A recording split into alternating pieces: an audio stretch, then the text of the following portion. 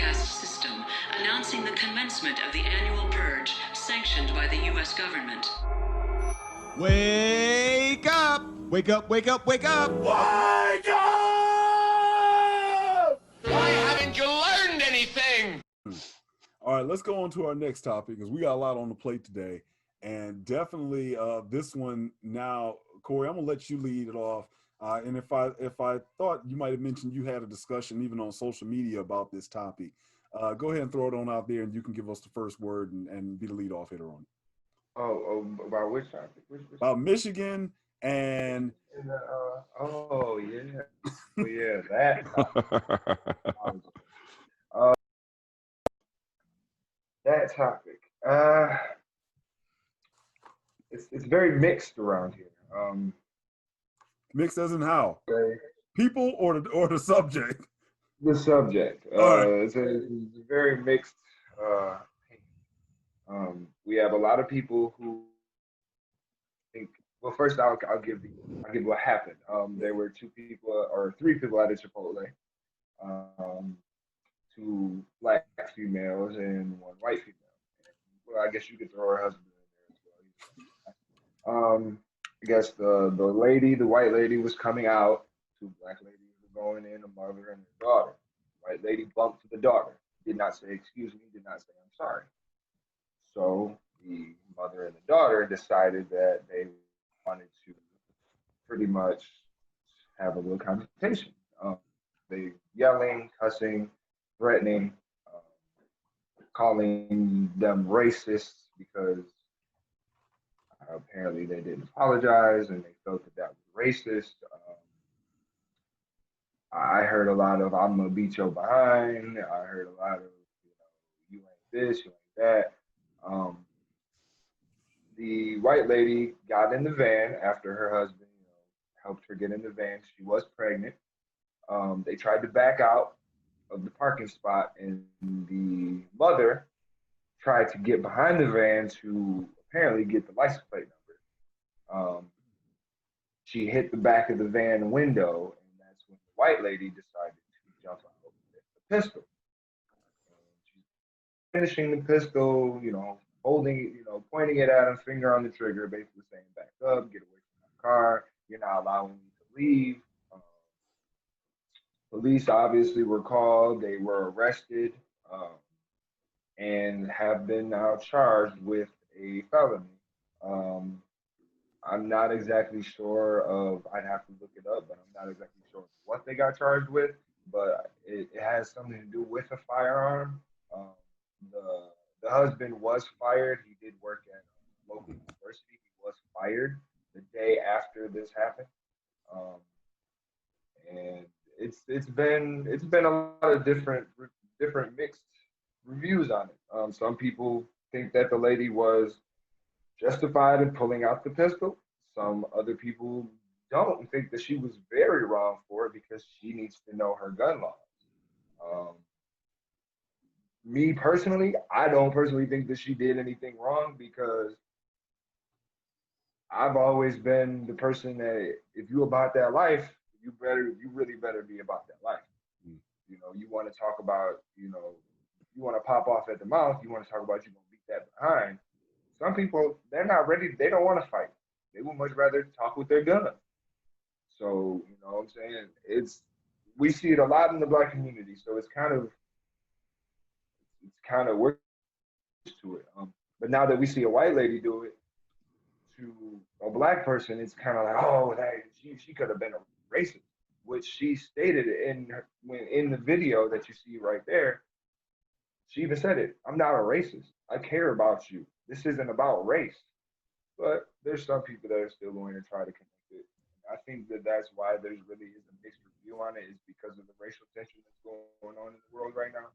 This happening is just kind of bad timing.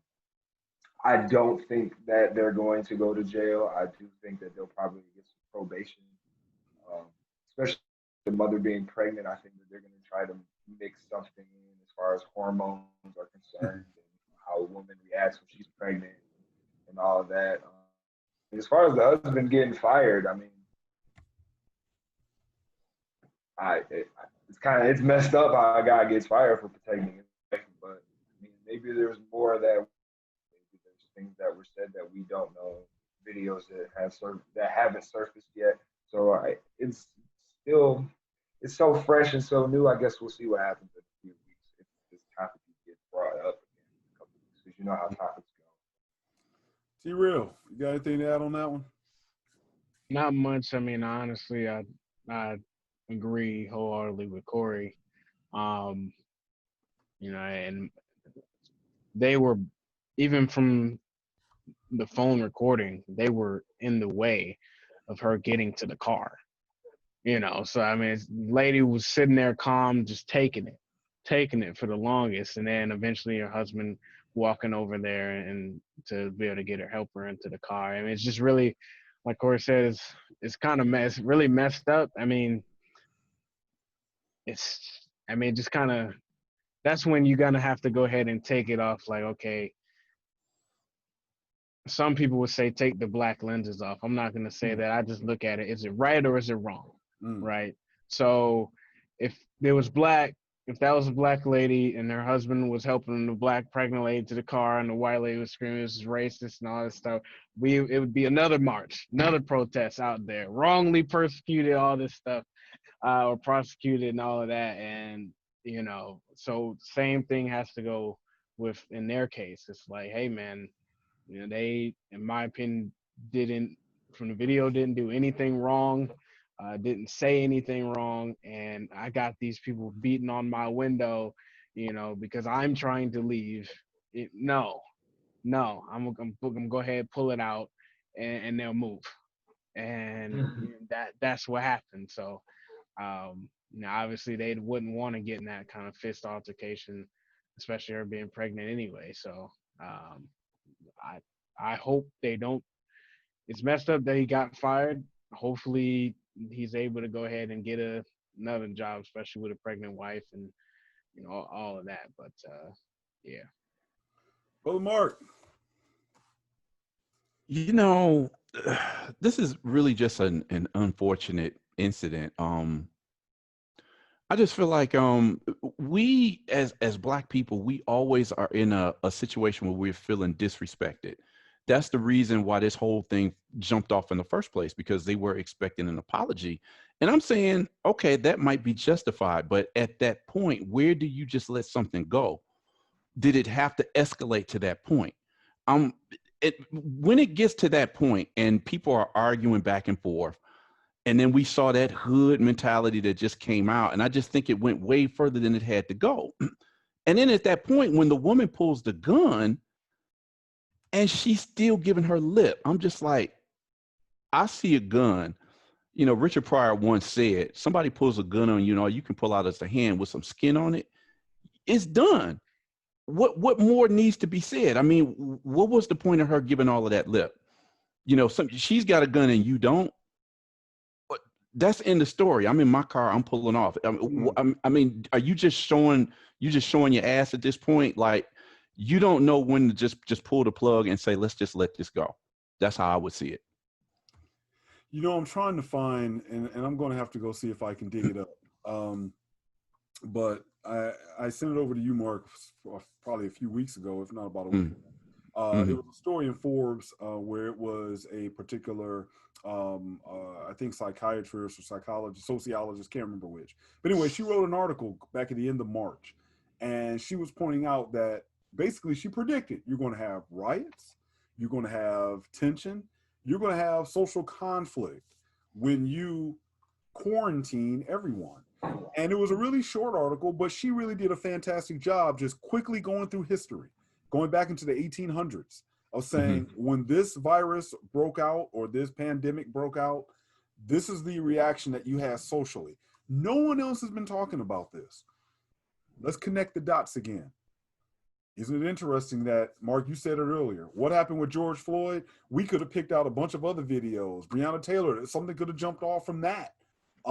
There could have been other things to get it all sparked, but it's interesting that all of this happened right when they have everyone quarantined in. Now you have cortisol that is running high in everyone because we're all just kind of like, I'm tired of being locked in the house. I want to get out. We're all on edge. And you get an incident like this. And I'm going to be honest.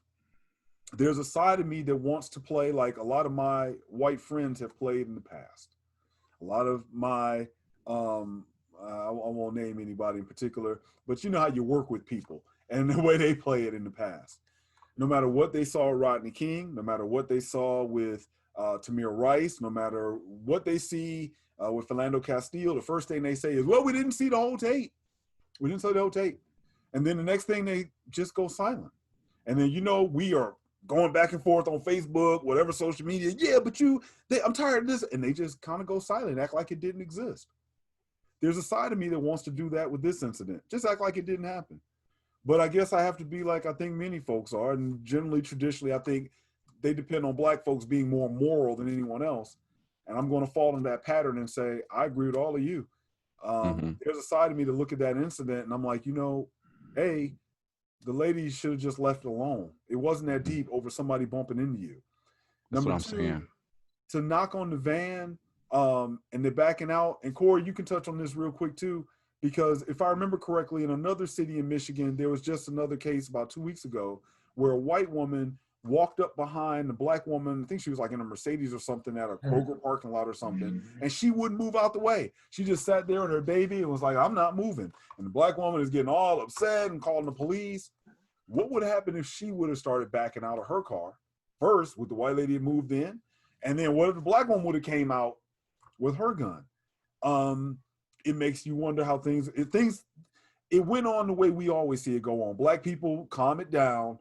But in this case, like you said, that white woman was like, all right, I'm going to pull out my gun, which, T-Real, if I remember correctly, was a case that they had down in Florida, I think it was, in your area, where there was a white dude was in the face of another black woman who was in the car or sitting in the car because they had parked in the handicap. And the black dude came running out, pushed the guy down. The dude fell down, went back, and I think he got him twice and killed him. And he pulled out his gun, he shot. I think that was, if you're going to pull it out, and what if that white lady would have done that? Was it that big of a deal because somebody may have bumped into you and you felt they didn't apologize? I don't know if it would have been worth it. But somebody else jump in. I went too long on that. I will say I was honestly surprised that they got arrested and then they got charged. I didn't think anything was going to really come of it. I was going to be one of those things to push under the rug. When I found out they got charged, I was a little surprised. But I think had the shoe been on the foot, they would have definitely been charged, and it wouldn't have been. It might have the situation might have ended up a lot worse if the shoe would have been on the other foot. We're talking about a black lady pulling the gun off on a white lady. But then you might have to just pull up and just straight up shoot the lady. See that a lot now, where it's like we see defenseless men and women getting killed out here by police. Imagine if you seen a black woman pointing a gun at a white woman and the cops roll up, especially in a place like Lake Orion, where it's predominantly white people. I mean, it's predominantly Republican, it's predominantly white, it's predominantly just, you know, there's no black people out there, so they don't got to deal. So I think it would have been the narrative. We would be talking about something a lot different today had it been shooters on the foot. It is surprising, you know. You bring up the lady that got blocked in the Kroger. That lady wasn't doing anything wrong. You know, she was just trying to leave, and the lady literally would not let her leave out of a parking lot. And that really shocked me, and I'm surprised that nothing really. I'm glad nothing happened. I'm glad it didn't escalate even more. But that right, you can really tell the racial tension, especially with just even these little small situations that we're seeing now are just really being blown up into you're a racist. And it really bothered me when I was watching that video and hearing that lady just kept going, you're a racist. That's always the first thing we pull out is the race card. And it just makes us look so weak because it's like we can't think of anything else to talk about. We can't think of anything else to use other than you just hate me because I'm black. No, I hate you because you're acting ignorant. You're being irate over something that's a bump. And it just goes to show that, you know, white people look at us and look at those animals. And that's exactly what I thought when I watched that video. Is, man, this just makes us look like, look how you are acting over something so small. You know, you sitting over and she was calling them racist, but then pointed at her husband and said, "What is your white ass? I'll beat your white ass." What? So it's, like I said, it's an unfortunate situation, and it's just very bad. Let me throw this in. I'm gonna throw it over to y'all, because I'm gonna be honest. What pisses me off the most, because I saw a little bit of back and forth on Instagram and some other places. What pisses me off the most is it's a whole lot of people like us that can look at that incident and say, you know what, I think the black woman was wrong. I kind of said a little bit ago, I feel uncomfortable because yet I don't see many whites doing that when it's on the other way around. I don't look on social media and see a whole bunch of, whether people I go to church with, went to school with, or whatever, going on there and be like, yeah, I think that white person was wrong. Yeah, I think that white cop was wrong. Yeah, they just, again, it's just either silence or we just got to wait till the whole video comes in. Y'all didn't see the whole video, as if they did. Y'all didn't see the whole video. The whole video you just didn't see. And I heard from my sister's cousin friend down the street who's a police officer that what really happened was the black person really did da-da-da-da. But why can't they be as objective as we're being about this? I mean, y'all don't have to answer that, but that's kind of what pisses me off when I look at what's been commented about this situation. Well, let me ask this question just to play the sort of like the devil's advocate. In that scenario you just laid out, would that be a question of staying on code? Because what we're talking about right now, we're not supposed to see it this way. We're not supposed to look at a scenario like that and say, well, don't tell nobody, but I don't think the black chick should have reacted that way. You know, people would be calling us coons right now for us seeing it objectively that way. But it seems to me that even when white people are wrong and they know they're wrong, they still not going to admit it. You're right. They stay on code. Maybe maybe we not staying on code. Maybe I don't know. On YouTube that'll see this, it won't matter. But if I had thousands of people watching this, I'd have to stay on code. And you know what? We just wouldn't talk about it at all. Act like it didn't happen. You would have to. You would have to disable the comments on this. For real. You got anything to add, to real? Nah, I don't have anything to add. We already said.